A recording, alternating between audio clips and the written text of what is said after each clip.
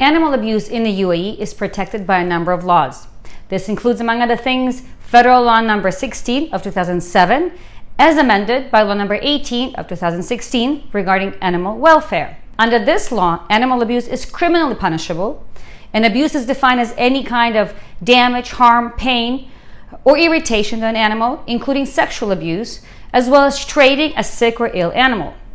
The penalty can include imprisonment of up to 1 year and a fine of up to 200,000 dirhams.